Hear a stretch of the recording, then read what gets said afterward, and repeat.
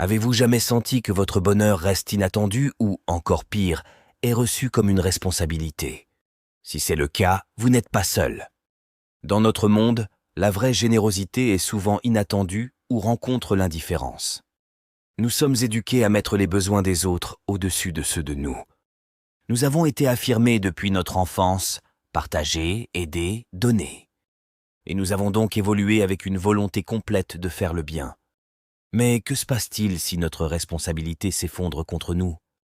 Que se passe-t-il si les gens commencent à nous percevoir comme un ressource inévitable d'aide et de soutien? Dans le monde moderne, c'est une vraie vérité.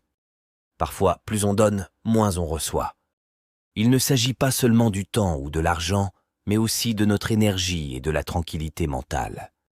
Le stoïcisme nous enseigne l'équilibre et la préservation de nous-mêmes, mais nous découvrons souvent que nous nous étendons trop. Aujourd'hui, nous allons ouvrir la partie sombre de la grande générosité et comprendrons comment trouver la merveilleuse moyenne.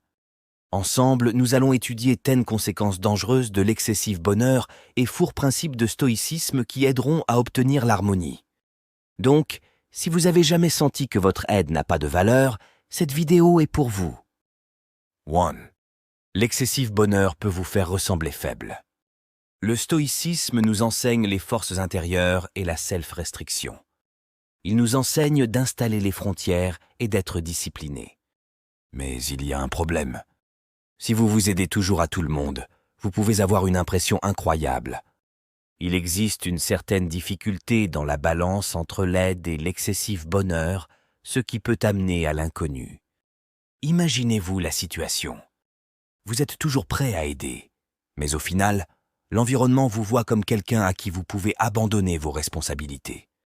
Cela peut créer l'impression de faibleur et les gens peuvent arrêter d'apprécier votre contribution. Mais voici le clou. Commencez par dire non, fortement mais couramment. Imaginez-vous un homme qui respecte son temps et qui apprécie lui-même. Quand vous mettez les limites, cela change l'impression de l'environnement. Vous ne devenez plus simplement un homme prêt à tout. Vous devenez celui qui mérite l'appréciation. Le dire non n'est pas simplement un refus. C'est une importante déclaration de votre importance. C'est un signe d'une force intérieure, pas d'une faiblesse. Ainsi, la prochaine fois que vous êtes poussé par l'intention de dire oui, quand vous voulez dire non à l'intérieur, vous vous rappelez de cela, vous restez à l'intérieur. C'est une déclaration nécessaire de votre force et de vos valeurs. Deuxièmement, les attentes irréalistes peuvent provoquer des désapparitions. C'est la vérité stoïque. Le bonheur ne doit pas dépendre des actions d'autres personnes. Quand vous donnez, il vaut mieux ne pas attendre trop de choses en réponse. Pourquoi? Cela ne vous permettra pas de vous désapparaître et aidera à garder la résistance émotionnelle. Mais soyons réalistes, c'est difficile. Vous êtes généreux, vous espérez que les gens vous répondent. Vous voulez qu'ils voient et apprécient ce que vous faites. Mais que se passe-t-il s'ils ne le feront pas? C'est ici qu'on se brûle sur nos attentes. Pensez à cela. Vous prenez toujours la responsabilité, faites de l'obligation et vous aidez. Bien sûr, vous attendez que les autres fassent leur partie de la travail, n'est-ce pas? Mais quand ils ne le font pas, cela fait du mal. Au final, vous vous sentez entraîné, irrité et déçu. Tous les gens sont différents. Le stoïcisme nous rappelle de la vérité. Nous ne pouvons contrôler les actions d'autres que celles de nos propres. C'est difficile d'offrir sans attendre de remboursement. Mais c'est ce qu'il s'agit quand vous offrez sans aucune obligation. Vous obtenez une certaine liberté. Vous faites cela parce que vous le souhaitez et non parce que vous attendez l'applaudissement à l'arrière de la tête. Donc, la prochaine fois que vous prenez la main de l'aide, essayez de quitter ces attentes. Ne vous attendez pas à la gratitude ou à l'application de réponse. La vraie valeur se trouve dans l'acte d'aide et non pas dans ce que vous recevrez en réponse. Ce genre de pensée vous permettra de rester calme et concentré, peu importe ce qui se passe sur votre chemin. Troisièmement, trop de recul n'attracte pas les gens. Voici un point de vue stoïque. Les fluides que vous émettez attirent des gens de type similaire. Quand vous êtes positif et équilibré, vous attirez des gens généreux et vrais. Mais si vous le faites constamment sans arrêt, jusqu'à l'extinction, vous savez quoi? Vous commencez à attirer les gens qui en ont besoin. Ce ne sont pas ceux qui donnent, qui améliorent l'ambiance, Ils ont plus envie d'obtenir ce qu'ils peuvent obtenir. Imaginez que vous êtes quelqu'un qui n'a jamais dit non. Vous êtes toujours prêt à aider. Ça sonne génial, n'est-ce pas? Mais bientôt, vous remarquerez que les gens autour de vous n'ont pas envie d'offrir. Ils prennent simplement. Pire, vous pouvez même attirer ceux qui s'utilisent de votre générosité, les opportunistes. Résolution de la base. Tout est en balance et en connaissance de vos frontières. Il faut savoir remarquer quand vous dépassez l'endettement. L'installation des frontières est un point clé. Lorsque vous faites cela, vous gardez votre énergie et vous attirez les gens du type nécessaire, ceux qui apprécient ce que vous proposez et sont prêts à donner. Pensez à cela comme à une rue avec des mouvements de côté. Vous voulez être près des gens qui vous respectent et ce que vous apportez avec vous. Et pour cela, vous devez respecter vos propres frontières. Donnez, mais ne laissez pas cela vous dépasser. C'est ainsi que vous construirez des relations basées sur le respect intermédiaire et sur la vraie connexion, et non simplement sur le retour unilatéral. C'est ce qui est le chemin de la résistance, un chemin équilibré, respectueux et véritable. 4. Perdre vous-même pour les besoins d'autres. La sagesse stoïque nous dit qu'il faut vivre avec de l'esprit et d'amitié, c'est-à-dire savoir quand il faut se mettre en première place. Quand vous êtes constamment occupé par les problèmes d'autres personnes, vous, peut-être, évitez votre propre lutte intérieure. En servant constamment l'autre, vous perdez la connexion avec vous-même. Votre propre voix est perdue dans le bruit des besoins de l'autre. Et c'est alors que, quand vous avez enfin une minute tranquille, tout le peur et la douleur de laquelle vous avez couru retournent. Stoïki nous enseigne que la préoccupation de ses propres besoins n'est pas un égoïsme, mais une nécessité.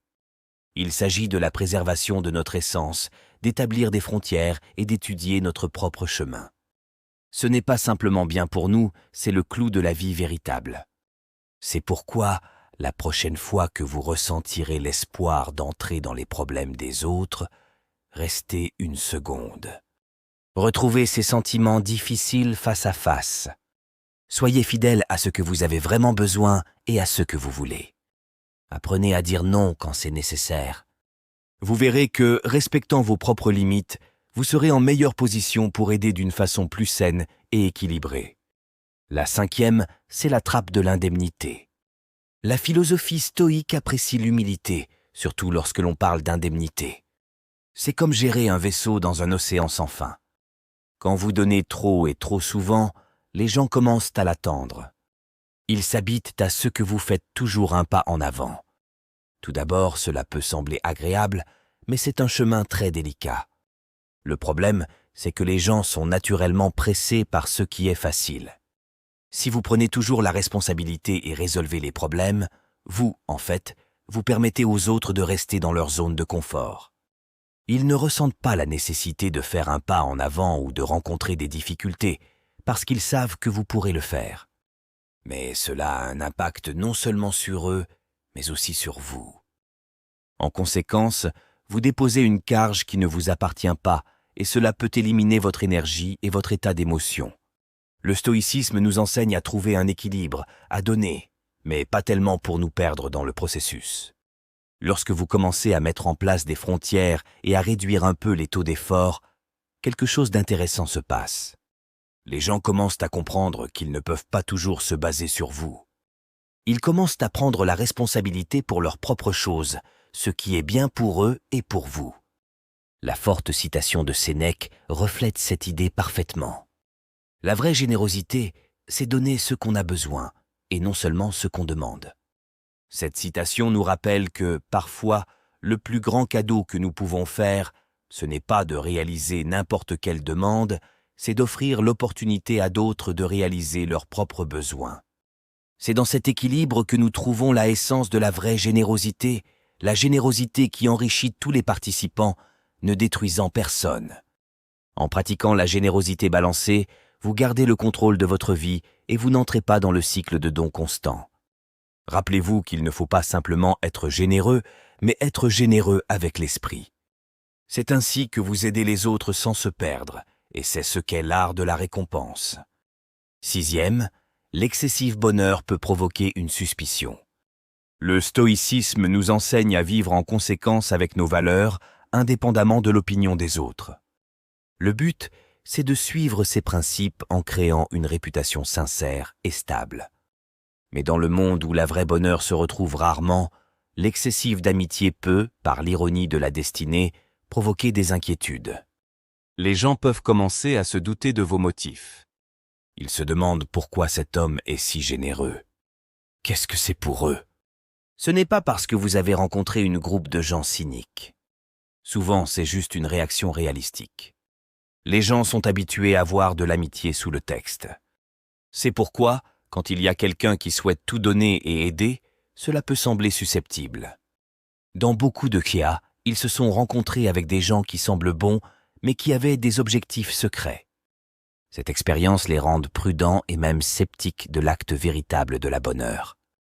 Cela ne veut pas dire que vous devez mesurer votre générosité. Il s'agit plutôt de trouver un équilibre. Soyez bon, mais transparent. Que vos actions parlent de votre honnêteté. Rappelez-vous qu'il ne s'agit pas de chercher l'appréciation, il s'agit d'être fidèle à ses valeurs.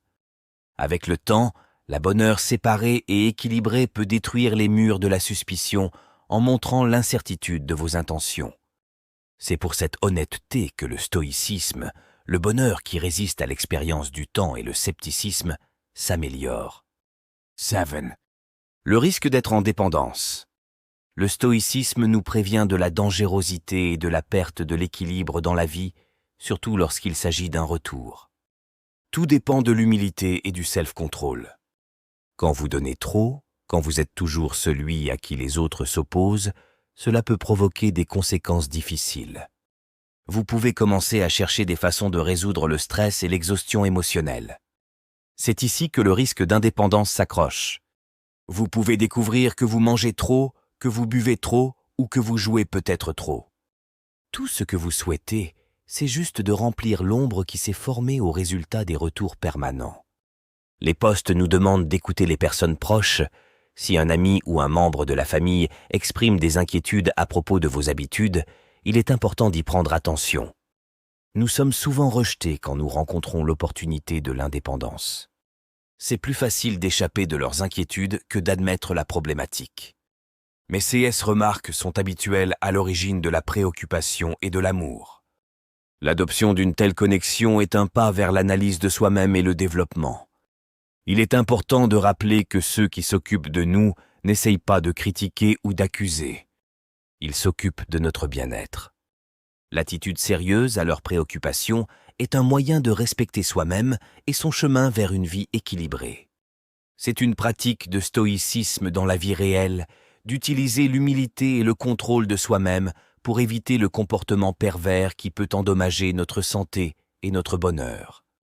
En fin de compte, la reconnaissance et l'élimination de ces risques sont des signes de force. Cela indique l'adhésion à notre propre bien-être et l'espoir de vivre en conséquence avec les principes stoïques de l'équilibre et de l'analyse de soi-même. 8e chose, c'est l'évitement des problèmes liés à des relations imbalancées. Imaginez-vous que vous êtes l'homme à qui tout s'appartient quand vous êtes en situation de difficulté. C'est agréable de vous sentir besoin, n'est-ce pas? Mais après, vous commencez à remarquer que vous n'êtes pas dans la liste des gens invités au dîner ou à la fête. Vous les aidez dans les moments difficiles, mais quand il s'agit de partager des rires et de bons souvenirs, vous restez à côté. C'est comme si vous étiez bien suffisamment pour soutenir l'aide, mais ne pas partager une sourire. Cette conscience peut vous blesser. Vous n'êtes pas simplement un aide, vous êtes un homme qui aussi souhaite la joie et la communication. C'est un scénario commun. Les gens partagent souvent les autres sur les catégories en basant sur ceux qu'ils apportent sur le tableau. Si vous vous aidez toujours, cela devient votre marqueur. Et qu'est-ce qu'il y a au final? Vous perdez l'opportunité de devenir un ami pareil à vous-même. Cette situation n'est pas simplement injuste, c'est un signal inquiétant. Vous commencez à vous demander « Est-ce que j'ai de la valeur pour qui je suis ou seulement pour ce que je peux faire pour les autres ?» Maintenant, regardons l'approche stoïque. Le stoïcisme, ce n'est pas l'absence d'émotion, mais l'entendement de la nature humaine et le comportement sage. C'est une situation une chance de revoir vos relations. C'est une vérification de votre capacité à distinguer qui vous apprécie comme personnalité et qui voit en vous les moyens d'atteindre vos objectifs. C'est difficile, mais c'est important. Vous apprenez à déterminer la vraie amitié et à vous séparer des relations unilatérales. En plus, le stoïcisme nous incite à réfléchir à notre rôle dans cette dynamique. Est-ce que nous soutenons cette modèle de comportement, toujours en disant oui ? N'avons-nous pas l'obligation d'exprimer nos propres besoins et des besoins dans les relations amicales ? Il s'agit de trouver un équilibre entre l'aide aux autres et la fierté à nous-mêmes. En mettant les frontières et en exprimant nos propres besoins, nous invitons dans notre vie des liens plus authentiques. Nous commençons à attirer les gens qui nous apprécient pour toute notre essence, et non seulement pour notre prétention d'aider. En fin de compte, l'évitement de ces et mais est le respect de soi-même et du respect de l'autre. Il s'agit de passer du temps et de l'énergie sur les gens qui nous apprécient entièrement et complètement. Ce type d'approche n'est pas seulement correspondante aux principes stoïques, mais aussi conduit à des relations plus complètes et équilibrées. 9. L'absence de frontières intelligentes avec les personnes proches. La sagesse stoïque nous enseigne à installer des frontières intelligentes dans toutes les sphères de vie, y compris dans les relations avec nos proches. Paradoxalement, mais souvent, c'est les proches et les amis qui sont les plus difficiles à dire non. Nous avons peur d'offenser un cher homme ou de nous sembler délicats. De plus, ces relations sont basées sur confiance et préoccupation, n'est-ce pas ? Mais c'est ce que dit le stoïcisme, la vraie préoccupation.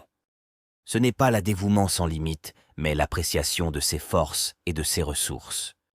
Parfois, nos proches peuvent inconsciemment percevoir notre préparation pour aider comme une obligation.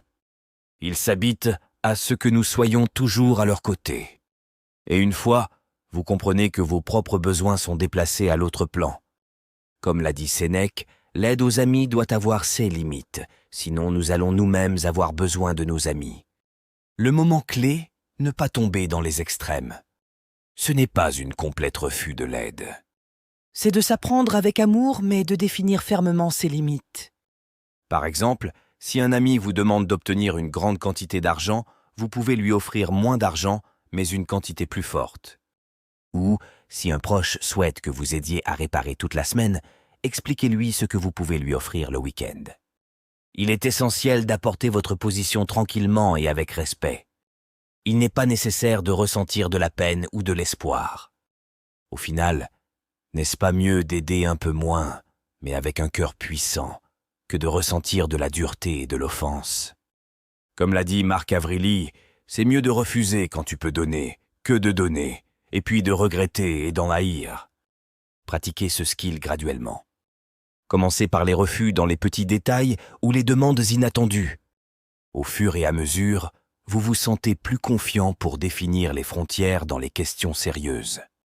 Le plus important, c'est d'aller du cœur et de se rappeler que la préoccupation de soi-même, c'est aussi une manifestation de l'amour seulement pour soi-même. Vos proches peuvent d'abord s'offenser ou ne vous comprendre.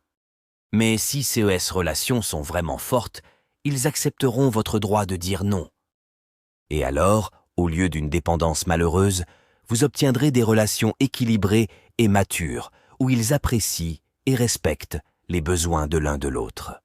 C'est ce qu'est l'expression de la vraie sagesse historique dans les liens entre les personnes. 10. L'invalide de l'intimité.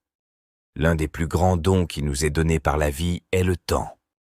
Mais dans le biais de la vie quotidienne et de l'intention constante d'aider les autres, nous oublions souvent l'importance de cette invalide ressource. La philosophie stoïque considère l'apprentissage de l'attention prudente à l'heure et de l'utilisation intelligente. Dans notre temps d'évasion permanente, c'est facile de s'y mettre. Nous réagissons à chaque demande, nous nous réunissons à des rencontres inutiles et nous découvrons que la vraie vie passe par nous. Comme l'a dit Sénéca, la plus grande perte de vie, c'est la perte de temps.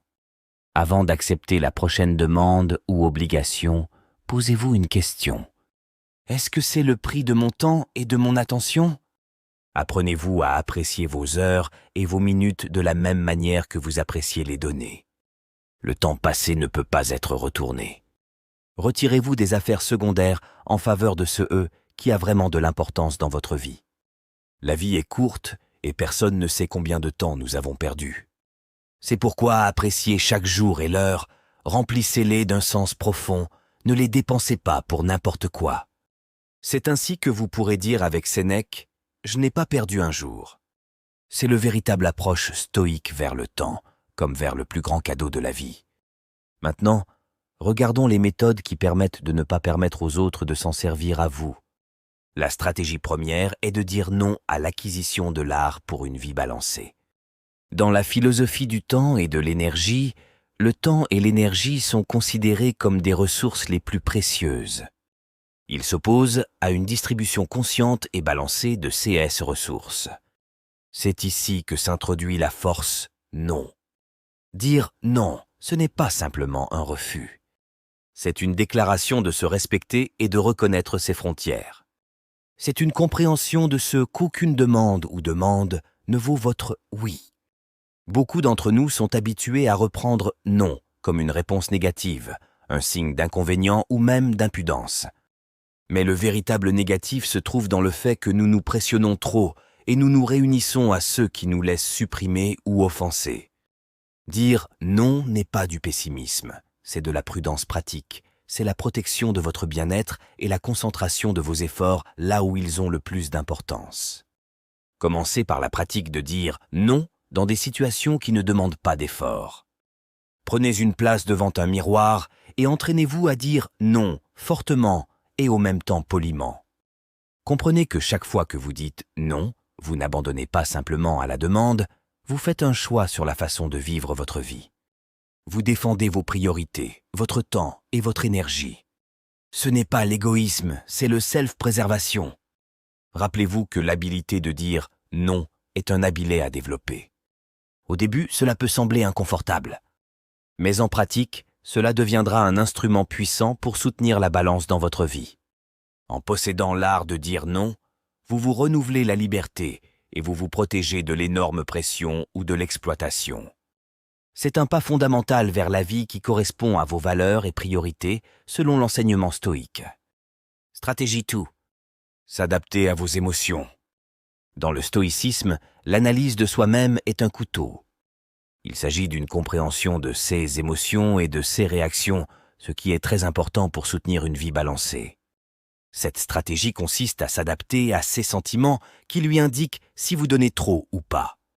Les postes n'ont pas supprimé les émotions, mais en revanche, ont encouragé leur profonde compréhension.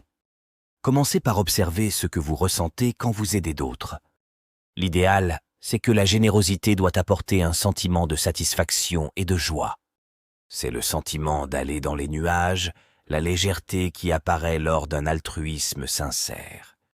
Mais si, en vous aidant, vous vous sentez épuisé, offensé ou exploité, c'est un signal clair que quelque chose n'est pas en ordre. Ces sentiments sont votre compas intérieur. Ils vous indiquent quand il est temps de revoir ses frontières. Si vous ressentez constamment des émotions négatives après avoir aidé quelqu'un, c'est un signe que l'acte d'offrande vous coûte plus cher que ce qu'il devait. Pour réaliser cette stratégie, créez des moments de réflexion après avoir aidé quelqu'un. Demandez-vous à vous-même, que ressentez-vous? Est-ce que vous êtes chargé d'énergie ou est-ce que vous êtes épuisé? Ressentez-vous que vous êtes apprécié ou utilisé? Ce self-analyse n'est pas lié à une sensation d'injustice ou d'autodidacte. C'est une honnête self-évaluation. La reconnaissance et la respect de vos sentiments, ce n'est pas l'égoïsme. C'est une forme de s'occuper de soi-même. En s'écoutant à vos émotions, vous pouvez améliorer vos habitudes, donner de l'argent. Cela peut signifier la mise en place d'un règlement. Plus souvent des refus ou un choix plus prudent de qui et comment vous aider. Une approche stoïque à l'analyse de vous-même vous aidera à trouver un équilibre entre l'aide à d'autres et la préoccupation de vous-même. Stratégie numéro 3. L'austérité des vampires énergétiques. Dans le stoïcisme, la compréhension et la discipline de soi-même sont les principaux bonheurs, surtout quand il s'agit de l'attitude. Cette stratégie prévoit l'identification et la distanciation de ceux qui déplacent votre énergie, les vampires énergétiques. Ce sont les gens avec lesquels vous vous sentez constamment déplacé, dégagé et émotionnellement déplacé. Les vampires énergétiques sont souvent caractérisés par des plaintes infinies, par le pessimisme et la tendance à exagérer les problèmes. Ils semblent émerger dans le drame et le négatif, rarement cherchant des solutions ou des résultats positifs. Leur présence peut significativement détruire vos réserves mentales et émotionnelles. L'approche stoïque à ces relations ne se trouve pas dans la sérénité, mais dans la prudence. Elle prévoit la reconnaissance que certaines personnes, peu importe comment vous essayez de les aider, peuvent ne pas changer ou gagner de votre soutien. Ils ne sont pas forcément des gens mauvais, mais leur influence sur votre bien-être peut être très négative. Il est important d'instaurer de fortes frontières avec des gens comme ceux-ci. Si, après avoir communiqué avec quelqu'un, vous vous sentez constamment pire, c'est un signe qu'il faut revoir les relations. Cela ne veut pas dire que vous devez abattre rapidement la communication avec l'homme ou devenir indifférent à ses problèmes. Par contre, il faut limiter l'impact de leurs négatifs et protéger notre propre santé émotionnelle. En pratique, cela peut signifier la mise en place des restrictions sur le temps que vous passez avec eux, sur le type de soutien que vous proposez, ou même le refus des relations, si c'est nécessaire. Rappelez-vous que le stoïcisme nous enseigne que nous ne pouvons pas contrôler les autres, mais seulement nos réactions à eux. En choisissant où et avec qui investir votre énergie, vous développez la sagesse stoïque et vous vous souciez de vous-même. Stratégie numéro 4. Respect pour son espace et son temps. Dans le stoïcisme, les principes de la self-discipline et de la self-respect ont une importance primordiale. Cette stratégie est basée sur le fait qu'il est important de sélectionner le temps et l'espace pour soi. Il s'agit de sélectionner le temps pour les exercices qui vous apportent joie et détente. Que ce soit l'exercice de yoga, de peinture ou simplement une cuillère de thé avec de la musique, ces moments sont importants pour votre santé mentale. Pensez-y comme une rencontre avec vous-même, qui est aussi importante que n'importe quelle autre obligation dans votre schéma. Faites en priorité l'exécution de vos obligations efficaces afin que vous puissiez vous donner du temps à ces activités d'amélioration. Il est très important d'adopter cette pratique sérieusement, planifiant-elle régulièrement soit tous les jours, soit chaque semaine. Et maintenant, la chose la plus importante. Si quelqu'un vous demande d'aider dans le temps approprié à s'occuper de vous, à vous rappeler de vos obligations, c'est normal de dire non. Il ne s'agit pas de ne pas vouloir collaborer ou de ne pas s'occuper de vous. Il s'agit de respecter vos propres besoins. Vous pouvez être poli mais ferme en vous expliquant que vous avez des obligations à vous-même. Si vous voulez aller vous rencontrer, proposez de l'aide à un autre moment, mais laissez-nous comprendre que votre préparation a ses limites. Rappelez-vous que, selon l'exercice stoïque, votre temps et votre espace ne sont pas simplement valables. Ce sont des aspects indiscutables de votre vie qui méritent de l'appréciation. En observant ces limites personnelles, vous ne vous inquiétez pas seulement de vous-même, mais aussi vous montrez à d'autres comment s'adresser à vous avec le même respect. Cette approche vous aidera à maintenir un bon équilibre entre l'aide à d'autres et la préoccupation de vos propres besoins. En conclusion, il faut dire que la sagesse stoïque nous enseigne que l'équilibre est un point clé dans tous les aspects de la vie et que la générosité n'est pas une exception. Si nous donnons trop peu, nous pouvons nous sembler égoïstes et scouperdiaques, et si nous donnons trop, nous dépensons notre énergie, notre temps et même nos ressources financières. L'idéal est dans les zones bleues, dans les nuances où nous trouvons le bon équilibre entre l'aide à l'autre et la préoccupation de nous-mêmes. Rappelez-vous toujours, quand vous n'êtes pas sûr de donner ou non, le mot « non » peut devenir votre allié principal. Si vous avez trouvé de l'utile dans notre vidéo, s'il vous plaît, likez-la, abonnez-vous à notre chaîne et laissez un commentaire. Que votre chemin soit stoïque et rempli de sagesse. À la prochaine!